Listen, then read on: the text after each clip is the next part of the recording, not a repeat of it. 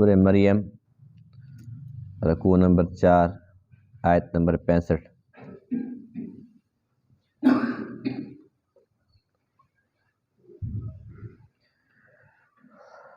اعوذ باللہ من الشیطان الرجیم،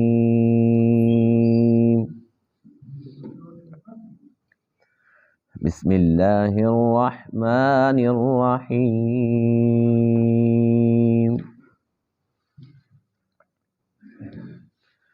وَيَقُولُ الْإِنسَانُ أَإِذَا مَا مِتُّ لَسَوْفَ أُخْرَجُ حَيًّا أَوَلَا يَذْكُرُ الْإِنسَانُ أَنَّا خَلَقْنَاهُ مِن قَبْلُ وَلَمْ يَكُ شَيْئًا فَوَرَبِّكَ لَنَحْشُرَنَّهُمْ وَالشَّيَاطِينَ ثُمَّ لَنُحْضِرَنَّهُمْ حَوْلَ جَهَنَّمَ جِثِيًّا ثُمَّ لَنَنزِعَنَّ مِن كُلِّ شِيعَةٍ أَيُّهُمْ أَشَدُّ عَلَى الرَّحْمَنِ عِتِيًّا ثُمَّ لَنَحْنُ أَعْلَمُ بِالَّذِينَ هُمْ أَوْلَى بِهَا صِلِيًّا وَإِن مِّنكُمْ إِلَّا وَارِدُهَا كَانَ عَلَى رَبِّكَ حَتْمًا مَّقْضِيًّا ثُمَّ نُنَجِّي الَّذِينَ اتَّقَوْا وَنَذَرُ الظَّالِمِينَ فِيهَا جِثِيًّا۔ صدق اللہ العظیم۔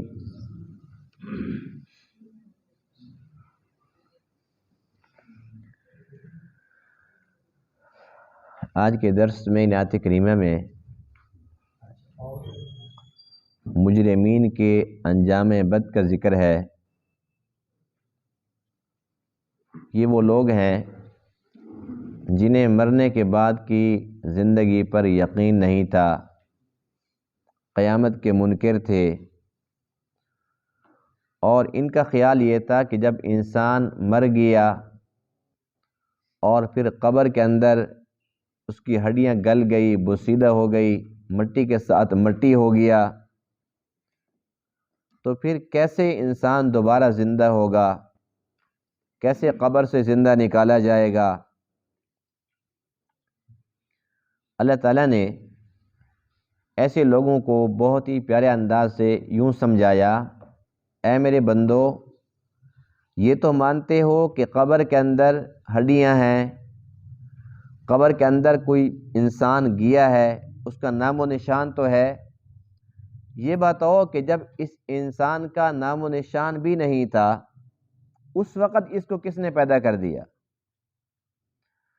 جب پہلی مرتبہ اللہ پیدا کر سکتا ہے تو دوسری بار کیوں نہیں؟ اور اللہ کے لیے نہ تو پہلی بار مشکل تھا نہ دوسری مرتبہ۔ کل کے درس میں شاید آپ کو یاد ہو کہ اللہ تعالیٰ کی قدرت پر بات ہوئی تھی، تو جس کو اللہ کی قدرت پر یقین ہے اس کے لیے یہ بات سمجھنا بڑا آسان ہے،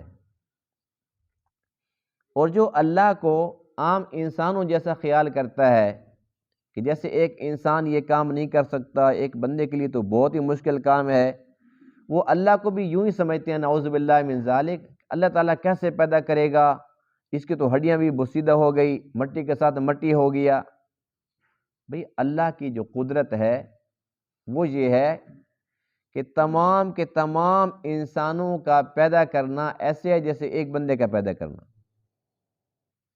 فرمایا کہ ما خلقکم ولا بعثکم الا کنفس واحدہ، کہ تم سب کا پہلی مرتبہ پیدا کرنا یا دوسری مرتبہ ایسے ہے جیسے کہ ایک جان کا پیدا کرنا۔ یہ بھی سمجھانے کے لیے ہے کہ انسان سوچتا ہے جی اتنے انسان ہیں، کھربوں کی تعداد میں ہو جائیں گے، اللہ کیسے پھر ان کو زندہ کرے گا؟ اللہ فرماتے کہ تمہارے لیے تو کھربوں ہیں، میرے لیے ایسے جیسے ایک۔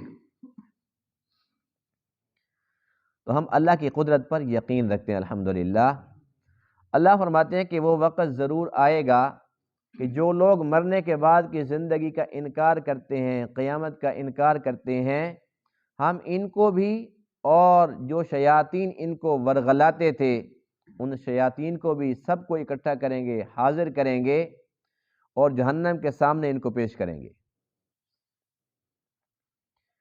تو کوئی بھی انسان اللہ کے عذاب سے بچ نہیں سکے گا، بھاگ نہیں سکے گا، یہ بھی اللہ کی قدرت ہے۔ یعنی کہ مرنے کے بعد جب سب کے سب زندہ ہو جائیں گے تب تو جو نہیں مانتے وہ بھی مان رہے ہوں گے، زندہ جو ہو چکے ہیں، لیکن اس وقت کا ماننا وہ ماننا نہیں ہے، وہ معتبر نہیں ہے۔ جس نے اس دنیا کی زندگی کے اندر مرنے کے بعد کی زندگی کو مان لیا، کیونکہ اللہ کی بات ہے، حق سچ ہے، اللہ کے نبی کی بات ہے، حق سچ ہے، تو یہ ماننا ایمان بالغیب کہلاتا ہے۔ یعنی کہ بغیر دیکھے ہم نے مان لیا، دیکھ کر مانا تو کیا مانا۔ پھر اللہ فرماتے ہیں کہ ہر ایک انسان اس نے جہنم سے گزرنا ہے، جو لوگ مانتے ہیں یا نہیں مانتے، ہر ایک نے جہنم سے گزرنا ہے، بے شک وہ جنتی ہی کیوں نہ ہو لیکن جہنم سے گزر کر ضرور جائے گا، اس لیے کہ پل صراط کا جو پل ہے یہ جہنم کے اوپر ہے، ہر ایک نے یہ پل عبور کرنا ہے۔ تو پل صراط سے جو بندہ عافیت کے ساتھ گزرے گا تو آگے جنت میں داخل ہوگا، جس کا ایمان نہیں، جس کے اندر نفاق ہے، جو مشرک ہے، وہ تو سیدھا وہیں سے نیچے گر جائے گا، اور جو بندہ مومن ہے لیکن گناہگار تھا تو گناہوں کی وجہ سے یہ بندہ بھی نیچے گرے گا، جہنم میں ایک مرتبہ جائے گا ضرور، وہاں اس کے گناہ جب جل جائیں گے، یہ پاک صاف ہو جائے گا، اس کے بعد پھر یہ جنت میں داخل ہوگا۔ یعنی اللہ تعالیٰ ہمیں یہ سمجھانا چاہ رہے ہیں کہ پہلے جہنم ہے اور بعد میں جنت ہے، تم صرف جنت کو تو دیکھتے ہو لیکن جہنم کو نظر انداز کر دیتے ہو، بھول جاتے ہو۔ یعنی اللہ کے رحمت پر تو بڑی امیدیں ہیں لیکن اللہ کے عذاب کی تمہیں کچھ پرواہ بھی نہیں ہے۔ تو ایمان تب کامل ہوتا ہے جب ایمان اور خوف دونوں مکمل ہوں۔ یہ نہیں کہ صرف اور صرف خوف ہو تو وہ بھی غلط ہے، صرف اور صرف امید ہو یہ بھی غلط ہے۔ خوف اور امید کے درمیانی کیفیت کا نام ایمان ہے۔ اللہ تعالیٰ ہمیں ایسا ہی ایمان نصیب فرمائے۔ وَيَقُولُ الْإِنسان، اور کہتا ہے انسان، یہاں پر انسان سے مراد صرف اور صرف کافر ہیں، یہ وہ لوگ ہیں جن کے اندر ایمان نہیں ہے، جو مرنے کے بعد کی زندگی کے منکر ہیں، وہ انسان مراد ہیں۔ وَيَقُولُ الْإِنسان، اور انسان کہتے ہیں، کیا کہتا ہے انسان؟ أَإِذَا مَا مِتُّ، کہ جب میں مر جاؤں گا، لَسَوْفَ أُخْرَجُ حَيًّا، تو کیا میں نکالا جاؤں گا زندہ؟ یعنی مرنے کے بعد پھر میں دوبارہ زندہ ہو جاؤں گا۔ أَوَلَا يَذْكُرُ الْإِنسان، کیا یاد نہیں کرتا انسان، کیا بات؟ أَنَّا خَلَقْنَاهُ مِن قَبْلُ، کہ بے شک ہم نے اس کو پیدا کیا اس سے پہلے، وَلَمْ يَكُ شَيْئًا، جب کہ یہ کچھ بھی نہیں تھا، اس کا تو نام و نشان بھی نہیں تھا۔ فَوَرَبِّكَ، پس قسم ہے تیرے رب کی، لَنَحْشُرَنَّهُمْ، البتہ ضرور ہم ان کو جمع کریں گے، وَالشَّيَاطِينَ، اور شیاطین کو بھی جمع کریں گے، ثُمَّ لَنُحْضِرَنَّهُمْ، پھر ہم البتہ ضرور ان کو حاضر کریں گے، حول جہنم، جہنم کے گرد، جثیا، گھٹنوں کے بل، یعنی کہ یہ اس وقت آئیں گے جہنم کے پاس تو گھٹنوں کے بل آئیں گے، کہاں بھاگ سکتے ہیں، کیسے انکار کر سکتے ہیں۔ ثم لننزعن من كل شیعۃ، پھر البتہ ضرور ہم نکالیں گے ہر گروہ میں سے، ایہم، کہ کون زیادہ، اشد و سخت ہے، علی الرحمن، رحمان کے سامنے، عتیہ، نافرمانی میں، یعنی کہ مختلف گروہ ہوں گے، ہر گروہ میں سے کون کتنا زیادہ نافرمان ہے، اللہ فرماتے ہیں کہ ہم اس کو الگ کریں گے، یعنی کہ بڑے مجرم الگ ہوں گے، اس سے چھوٹے الگ ہوں گے، ہر ایک کو الگ الگ کیا جائے گا۔ ثم لنحن، پھر البتہ ضرور ہم، اعلم بالذین هم اولی بہا صلیہ، زیادہ جانتے ہیں ان لوگوں کو جو زیادہ لائق ہیں جہنم میں داخل ہونے کے۔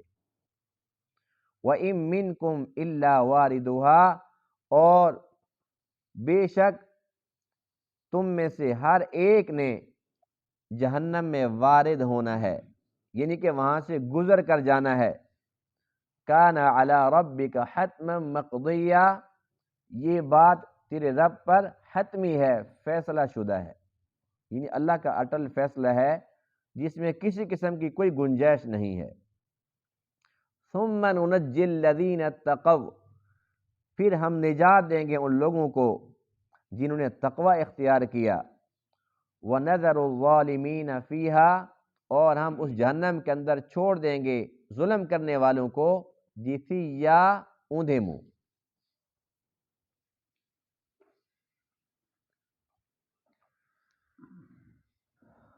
اللہ تعالیٰ نے انسان کو پیدا فرمایا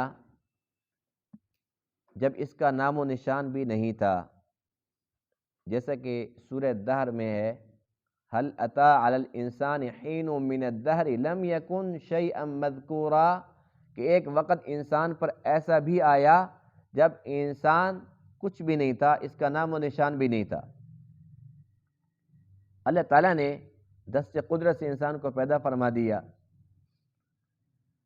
پہلی بات یہ ہے کہ انسان کو اللہ نے پیدا فرمایا، اس کے اندر مختلف خوبیاں رکھی، تمام خوبیوں کے باوجود یہ ہمیشہ ہمیشہ کی کامیابی کے لیے اللہ کے حکم کا محتاج ہے۔ یعنی کہ اس کے پاس دماغ ضرور ہے، لیکن دماغ کے اندر اللہ نے اتنی طاقت اور صلاحیت نہیں رکھی کہ وہ اپنی کامیابی کے فیصلے کر پائے۔ دماغ ہے، عقل مند ہے، سمجھدار ہے، لیکن ہمیشہ کی زندگی اس کی سنور جائے، ہمیشہ کے لیے کامیاب ہو جائے، صرف عقل کے بل بوتے پر، یہ ناممکنات میں سے ہے۔ وجہ کیا ہے؟ وجہ صاف ظاہر ہے کہ انسان جتنا بھی چالاک بن جائے، سمجھدار بن جائے، بہت بڑا استاذ بن جائے، لوگ اسے استاذ استاذ کہتے ہیں، جی بڑا تجربہ کار ہے، ماہر کھلاڑی ہے، ہر میدان میں اس کے ڈنکے بجتے ہیں، لیکن اس کے باوجود اس سے پوچھو کہ تیری زندگی کیسے گزر رہی ہے، تو وہ ہر سال یہ کہتا ہے جی بس اب تک تو بے وقوف تھا، اب سمجھدار ہوا ہوں۔ ایسی بات کہ نہیں ہے؟ ہر بندے کا یہی خیال ہے، جو کاروبار کر رہا ہے تو وہ کہتا ہے اب تک تو بس میں یوں ہی ٹائم ضائع کرتا رہا ہوں، اب انشاءاللہ کاروبار کروں گا، اب مجھے بات سمجھ آئی ہے۔ یہ صرف ایک کاروبار کی میں نے مثال دی ہے، جو بندہ جس شعبے کے اندر بھی ہے، ٹھیک ایک سال کے بعد پوچھو کہ ہاں اب بتاؤ، کہتا جی بس کیا بتائیں، اس سال بھی مزہ نہیں آیا، لیکن اب میں سمجھ گیا ہوں۔ ہر سال یہ کہتا ہے کہ میں سمجھ گیا ہوں، لیکن سمجھتا نہیں ہے۔ یعنی کہ جو ایک سال کے لیے سوچتا ہے، سال کے بعد خود اس کی نفی کرتا ہے کہ جی جو میں نے سوچا تھا وہ درست ثابت نہیں ہوا، میرا تجربہ غلط ہوگی۔ کتنے بندے کاروبار کرتے ہیں، کتنے کا نقصان ہوتا ہے کہ نہیں ہوتا؟ اگر انسان اتنا ہی سمجھدار ہے، عقل کے ساتھ جو فیصلہ کرے وہ درست ثابت ہو، پھر نقصان کیوں ہوتا ہے؟ یہ دنیا چونکہ عارضی زندگی ہے یہاں پر، تو یہاں پر یہ اپنا مکمل نفع نہیں کر سکتا، نقصان کر بیٹھتا ہے۔ ہمیشہ کی زندگی کے نفع کے بارے میں اگر کہتا ہے جی میں خود سوچوں گا، خود میں اس کی پلاننگ کروں گا، خود فیصلہ کروں گا، کر سکتا ہے؟ اللہ تعالیٰ نے اس لیے انسان کو سمجھایا کہ جہاں پر تیرے دماغ کی انتہا ہو جائے، تو سوچ سوچ کے عاجز اور بالکل تھک جائے کہ بس اس سے آگے میں نہیں سوچ سکتا، وہاں اپنے آپ کو اللہ کی طرف سے جو وحی اترتی ہے نبی علیہ السلام پر، اس کے تابع کر دے، اس کا محتاج بنا دے کہ بس مجھے تو سمجھ نہیں آ رہی، جو اللہ کا حکم ہے، جو بذریعہ واج اللہ نے اپنے نبی علیہ السلام پر اتارا ہے، میں اس کے تابع کرتا ہوں اپنے آپ کو، میری کامیابی کا فیصلہ اللہ نے کرنا ہے، میرے بس کی بات نہیں ہے۔ کوئی بندہ اگر کہتے ہیں جی میرے پاس دماغ ہے، میں کو پاگل ہوں، تو اس کو جواب ہم یوں سمجھائیں گے جس طریقے سے سنارے کے پاس کنڈا ہوتا ہے کہ نہیں ہوتا، وہ وزن کرتا ہے کہ نہیں کرتا؟ اب ایک بندہ چلا جاتا ہے اس کے پاس لکڑیوں کا ایک من لے کے، یار وزن کرنا، وہ کرے گا؟ تو کنڈا تو ہے اس کے پاس، کیوں نہیں کرتا؟ وہ کہے گا بھی کر دے، وہ کہے گا خدا کا خوف کر بھی میرا کنڈا ٹوٹ جائے گا۔ کہتے پھر کنڈا رکھا ہوا کیوں ہے؟ کہتا ہے یار جب تو اپنے کام کے اندر اس کو استعمال میں لے آتا ہے تو میرا بھی چھوٹا سا کام کر دے۔ وہ کہے گا بھائی یہ اس کے اندر جتنی طاقت ہے وہ اتنی ہے کہ یہ تولوں کے حساب سے تو وزن کر سکتا ہے، گراموں کے اندر کر سکتا ہے، یہ کلو اور منو کے لیے نہیں ہے۔ یا یوں سمجھ لیں کہ ایک بندے دکاندار کے پاس وہ چھوٹا سا کنڈا ہے، اس کے اندر وہ 30-40 کلو کا وزن کر سکتا ہے۔ کوئی بندہ گنے کی ٹرالی لوڈ کر کے لے آیا، یار اس کا تھوڑا وزن کرنا، کر دے گا؟ وہ کنڈا تو ہے، وہ کیا جواب دے گا؟ اور بھائی میرے کنڈے کے اندر اتنی جان نہیں ہے، یہ ٹرالیوں کے لیے نہیں بنا، آؤ فرشی کنڈے پر جاؤ۔ جس طریقے سے یہ جو کنڈے ہیں نا، ان کی ایک لیمٹ ہے، اس لیمٹ کے اندر یہ وزن کر سکتے ہیں، اس سے آگے نہیں کر سکتے، ان کی بس ہو جاتی ہے۔ یہ زیادہ وزن ڈالو تو کہتے ہیں ایرر آگے ختم، اس کا دماغ جواب دے جاتا ہے۔ کمپیوٹر کنڈا ہے نا، وہ ایرر دیتا ہے، یعنی وہ کہتے ہیں بس اس سے آگے میری ہمت نہیں ہے۔ اسی طریقے سے اللہ نے ہمیں دماغ تو دیا ہے، لیکن کوئی بندہ کہتے ہیں میں دماغ کے ساتھ سارے کے سارے فیصلے کر لوں گا ہمیشہ کی کامیابی کے، نہیں کر سکتا، اس لیے کہ اتنا بوجھ یہ اٹھا ہی نہیں سکتا، اس دماغ کے اندر اتنی جان ہے ہی نہیں۔ اس کے لیے ضروری ہے کہ انسان اللہ کی طرف سے جو وحی اترتی ہے اس کے تابع ہو جائے، اس کا پابند بن جائے، تب وہ کامیاب ہو۔ اب یہاں پر جتنے بھی لوگ دنیاوی لحاظ سے ڈگریوں کے حامل بھی ہیں، ایسے لوگ، یعنی کہ جو لوگ گائے کا پیشاب پیتے ہیں ان میں سائنسدان نہیں ہیں، جہاز بھی اڑاتے ہیں، پائلٹ بھی ہیں، بڑے بڑے انجینئر بھی ہیں، ڈاکٹر بھی ہیں، سب کچھ کر رہے ہیں نا، لیکن دماغ کے اندر یہ بات نہیں آتی کیونکہ ایمان نہیں ہے، انہوں نے وحی کے تابع اپنے آپ کو نہیں کیا، ساری بات دماغ سے سوچنے کی کوشش کی۔ تو اللہ فرماتے ہیں یعلمون ظاہرا من الحیات الدنیا، دنیا کی ظاہری چیزوں کو تو جانتے ہیں، وہم عن الآخرۃ ہم غافلون، آخرت سے یکسر غافل ہیں۔ ایٹم بم تو بنا سکتے ہیں، جہاز بنا سکتے ہیں، اڑا سکتے ہیں، جدید اسلحہ بنا سکتے ہیں، انجینئر بن سکتے ہیں، لیکن ان کو یہ بات سمجھ نہیں آتی کہ مرنے کے بعد پھر دوبارہ ہم زندہ ہوں گے، یہ بات سمجھ نہیں آتی۔ آخرت کی بات نہیں مانتے کہ عذاب قبر ہے، ثواب قبر ہے، پل صراط، حشر، جنت، جہنم، ان چیزوں کو نہیں مانتے۔ بے وقوف ہیں کہ عقل مند ہیں؟ جی بے وقوف ہیں۔ اب جو بھی لوگ یہاں پر گمراہ ہوئے، بے شک وہ کافر تھے، مشرک تھے، منافق تھے یا دہریے تھے، جن کا بھی یہ خیال تھا کہ مرنے کے بعد اللہ کیسے زندہ کرے گا، انہوں نے اپنے دماغ کے اوپر بھروسہ کیا۔ دماغ تو یہ کہتا ہے کہ مرے ہوا تو دور کی بات ہے، زندہ بندے کو گڑھے کے اندر بند کر دو تو وہ مر جاتا ہے، لیکن وحی یہ کہتی ہے، اللہ کا قرآن یہ سمجھاتا ہے، اللہ کے نبی کا فرمان یہ سمجھاتا ہے، مرے ہوئے کو گڑھے کے اندر بند کرو تو وہ زندہ ہو جاتا ہے۔ دماغ تو یہ کہتا ہے کہ وہاں پر آکسیجن جب نہیں ملے گی تو زندہ بندہ بھی مر جائے گا، لیکن اللہ اور اللہ کے رسول نے جو تعلیمات ہمیں دی ہیں وہ ہمیں یہ سکھاتی ہیں کہ آکسیجن اللہ تعالیٰ کا ایک سبب ہے اور مسبب الاسباب ہے، اللہ تعالیٰ اسباب کا پابند نہیں ہے۔ جب وہ چاہتا ہے تو وہ اس کے اندر جنت کی کھڑکیاں بھی کھلوا دیتا ہے، اس کے اندر جہنم بھی بنا دیتا ہے۔ یہ تمہاری نظروں میں ایک گڑھا ہے، مٹی کا ڈھیر ہے، لیکن اللہ کے نبی فرماتے ہیں کہ یہ صرف گڑھا نہیں ہے، مٹی کا ڈھیر نہیں ہے، جنت کے باغوں میں سے ایک باغ ہے یا جہنم کے گڑھوں میں سے ایک گڑھا ہے۔ تم نے تو عام گڑھا بنایا، لیکن اگر وہ بدکار تھا، وہ گناہگار تھا یا وہ کافر تھا تو وہ جہنم کا گڑھا بن گیا، عام گڑھا نہیں رہا۔ ہمیں یہ بات سمجھ آتی ہے کہ ہم مسلمان ہیں، اور ہمارا عقیدہ یہ ہے کہ ہمارے دماغ میں بات آئے یا نہ آئے، جب بات اللہ کی ہے تو حق سچ، جب بات اللہ کے نبی پاک کی ہے تو وہ حق سچ ہے۔ یہی بات کافروں کو کیوں سمجھ نہیں آتی کہ وہ اللہ کی طرف نہیں آتے، اللہ کے رسول کی بات نہیں مانتے، وہ کہتے ہیں دماغ میں یہ بات نہیں آتی، ہمارے سائنسی کلیوں کے مطابق یہ بنتی نہیں ہے بات، سائنسی کلیے تو پھر فیل ہوتے ہیں، دماغ پر جو بھروسہ کرتے ہیں وہ تو ناکام ہوتے ہیں۔ اب دماغ کی تو یہ حالت ہے کہ انسان کا جب وضو ٹوٹ جاتا ہے، اس کی ہوا خارج ہو جاتی ہے، تو دماغ اگر استعمال کریں تو عقل تو یہ کہتی ہے کہ جہاں سے ہوا نکلی ہے وہاں سے اس کو دھونا چاہیے، یعنی کہ استنجا کرنا چاہیے، لیکن اللہ اس کے رسول کا حکم یہ ہے کہ کچھ بھی نہیں کرنا، استنجا کی ضرورت نہیں ہے، تم پھر دوبارہ ہاتھ دھونا شروع کر دو، اور کلی کرو، ناک میں پانی ڈالو، منہ دھو، سر کا مسح کرو، پاؤں دھو، استنجا کی تو ضرورت ہی پیش نہیں آئی۔ اگر عقل کی بات مانتے تو پھر استنجا کرتے اور وہ کافی ہوتا، ہاتھوں نے تو کوئی قصور بھی نہیں کیا، نہ منہ نے کیا، نہ سر نے کیا، نہ پاؤں نے کیا۔ تو ہم اپنی عقل پہ بھروسہ نہیں کرتے، اللہ اور اس کے رسول پر بھروسہ کرتے۔ تو یہ کیا کہتے تھے؟ اذا ما مت لسوف اخرج حیا، کیا جب میں مر جاؤں گا پھر زندہ نکالا جاؤں گا؟ یہ کیسے ہوگا؟ کبھی کہتے ہیں اذا كنا عظاما نخرا، ہماری تو ہڈیاں بوسیدہ ہو جائیں گی۔ کبھی کہتے ہیں من یحیی العظام وہی رمیم، کون زندہ کرے گا جب ہڈیاں گل سڑ جائیں گی، کون زندہ کرے گا؟ اللہ فرماتے ہیں یحییھا الذی انشأھا اول مرہ، وہ اللہ پیدا کرے گا جس نے پہلی مرتبہ پیدا فرمایا۔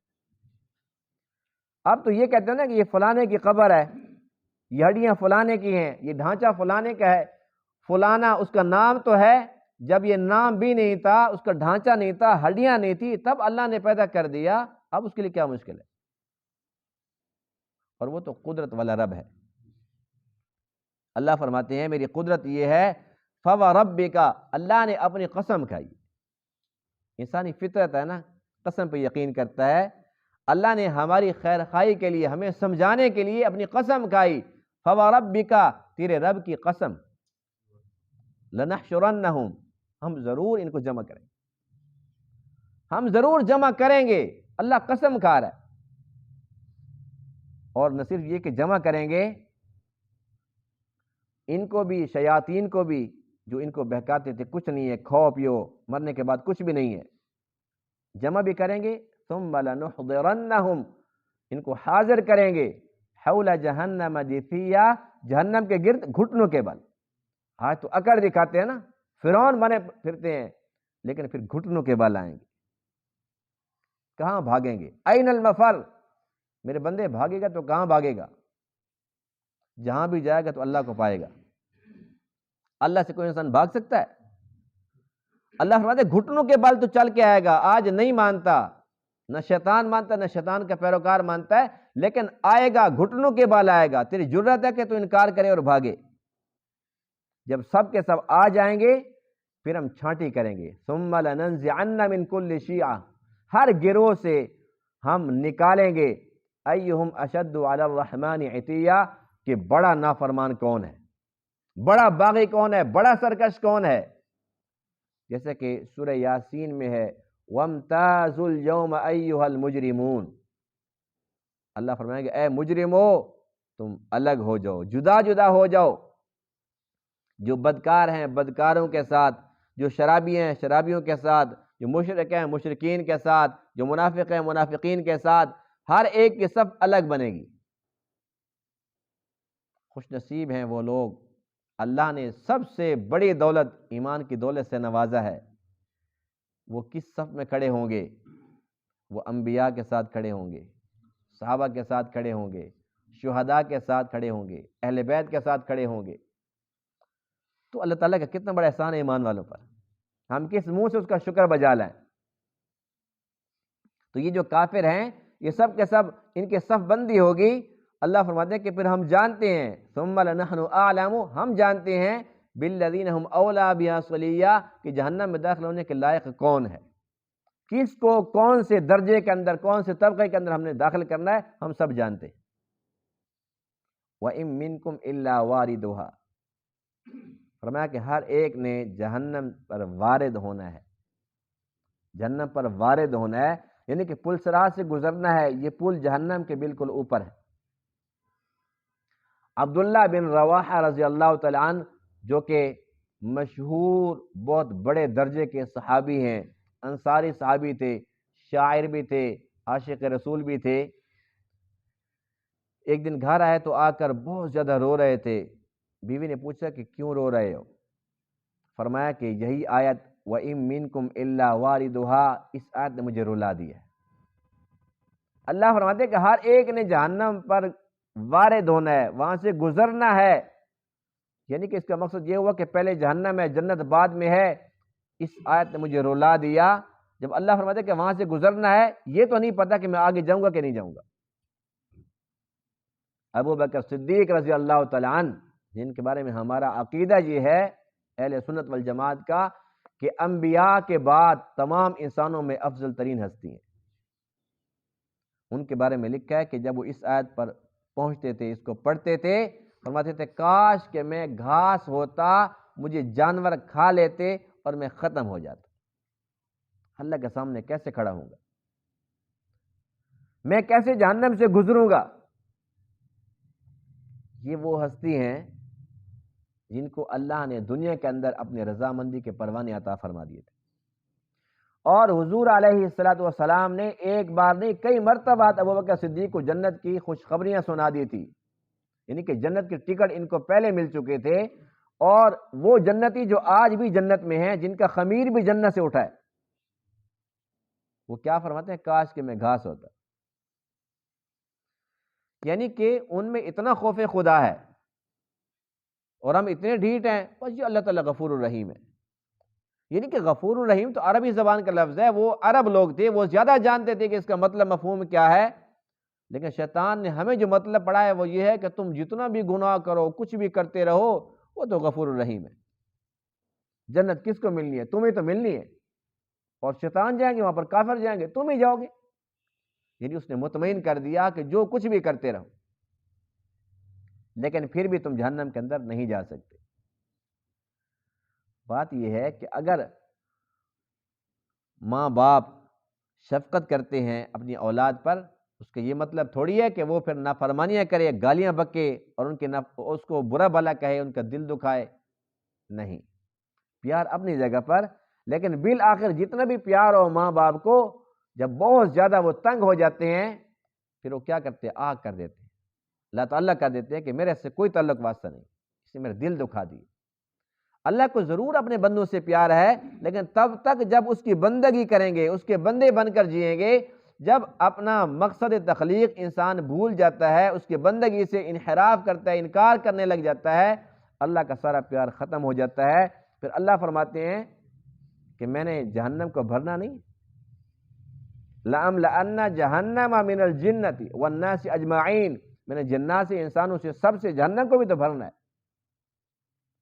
اللہ تعالیٰ کا سارا پیار ختم ہو جاتا ہے، اللہ تعالیٰ پھر جہنم کے اندر اس کو داخل کر دیتا ہے۔ اس لیے جو ایمان ہے وہ صرف امید کا نام نہیں ہے۔ حضرت امام اعظم ابو حنیفہ رحمہ اللہ فرمایا کرتے تھے الایمان بین الخوف والرجاء، کہ ایمان خوف اور رجا، امید، اس کی درمیانی کیفیت کا نام ہے، یعنی کہ خوف بھی انتہا درجے کا ہو اور امید بھی انتہا درجے کی ہو، جیسا کہ فاروق اعظم رضی اللہ تعالیٰ عنہ کا ایمان تھا۔ فرماتے ہیں کہ اگر مجھے قیامت کے دن پتہ چل جائے کہ سارے کے سارے بندے جنت میں چلے گئے اور ایک بچ گیا، تو مجھے ڈر لگتا ہے کہ وہ عمر نہ ہو۔ یہ خوف کا عالم ہے، اور امید کا یہ عالم ہے۔ فرمایا کہ اگر پتہ چل جائے کہ سارے بندے جہنم میں اور ایک بچ گیا، اللہ کی طرف سے امید ہے کہ ایک عمر ہوگا۔ یہ ایمان ہے۔ تو ہمیں چاہیے کہ ہم ایک رخ کو نہ دیکھیں، ایک طرف کے ہو کر نہ چلیں، دونوں چیزیں سامنے رکھیں، اس لیے کہ جہنم پہلے ہے، یعنی کہ خوف پہلے ہے، جنت بعد میں ہے، پل صراط سے گزرنے کے بعد جنت نصیب ہونی ہے۔ اللہ تعالیٰ ہم سب کو نصیب فرمائے۔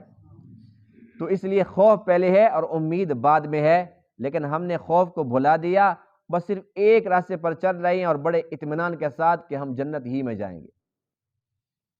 اللہ کے فضل کے بغیر ناممکن ہے جنت میں جانا۔ اللہ کا فضل کس پر ہوگا؟ ثم ننجی الذین اتقوا، ہم نجات ان لوگوں کو دیں گے جن کے اندر تقوی ہوگا۔ کل کے درس کے اندر بھی تقوی کی کچھ تشریح میں نے عرض کی تھی۔ ہم کوشش کریں کہ ہمارے اندر تقوی کی صفت آ جائے، یعنی کہ اللہ کا دھیان نصیب ہو جائے، اللہ کا ڈر، اللہ کا خوف نصیب ہو جائے۔ جس کے اندر اللہ کا خوف آ جاتا ہے، پھر امید تو آ ہی جاتی ہے، وہ تو ہمارے اندر پہلے سے موجود ہے۔ اس لیے انسان کو چاہیے کہ وہ اپنے اندر خوف پیدا کرنے کی کوشش کرے۔ اس کی عام لفظوں کے اندر مثال ہم یوں پیش کر سکتے ہیں، جس طریقے سے اگر کمرے کے اندر اے سی چلا دو لیکن دروازے کھڑکیاں کھول دو، اے سی کا فائدہ ہے؟ کچھ فائدہ نہیں ہے، اس لیے کہ کولنگ تو ہو رہی ہے لیکن وہ جمع نہیں ہو رہی ہے، وہ ضائع ہو رہی ہے۔ دوسری مثال یوں سمجھ لیں کہ جس طریقے سے ایک بندہ بیمار ہے، اس کو شوگر کی تکلیف ہے، وہ گولیاں تو کھاتا ہے، دوائی تو پابندی سے لیتا ہے، لیکن میٹھا بھی پابندی سے کھاتا ہے، کوئی پرہیز نہیں کرتا، ٹھیک ہو جائے گا؟ اچھا، اس کے ساتھ ساتھ اگر ایک بندہ دوائی نہیں بھی کھاتا، کبھی کھاتا ہے کبھی چھوڑ بھی دیتا ہے، لیکن پرہیز بہترین کرتا ہے، میرے خیال میں یہ جیت جائے گا۔ اسی طریقے سے ایک بندہ بے شک اے سی تھوڑی دیر چلا لو لیکن کھڑکیاں دروازے مکمل بند رکھو تو کولنگ جو بھی ہوگی وہ محفوظ رہے گی۔ یعنی کہ ہم جو گناہ کرتے ہیں یہ یوں سمجھو کہ یہ بد پرہیزی ہے، جو نیکیاں کرتے ہیں یہ کیا ہماری خوراک ہے روحانی، کہ ہم خوراک تو لے رہے ہیں لیکن بد پرہیزی بھی ساتھ کر رہے ہیں، تو ہمیں چاہیے کہ نیکیاں بھی کریں، ٹکا کے کریں، جتنی کر سکتے ہیں، کہ آخرت کی کرنسی ہے، جس کے پاس جتنی زیادہ ہوگی اتنا زیادہ وہ آخرت کے اندر مزے میں ہوگا۔ اس کے ساتھ ساتھ ہمیں پرہیز بھی کرنا ہوگا گناہوں سے، اگر پرہیز نہیں کریں گے تو ہمارے اندر روحانیت اور نورانیت جمع نہیں ہو سکتی۔ اللہ تعالیٰ ان تمام باتوں کو سمجھنے عمل کرنے کے عطا فرمائے۔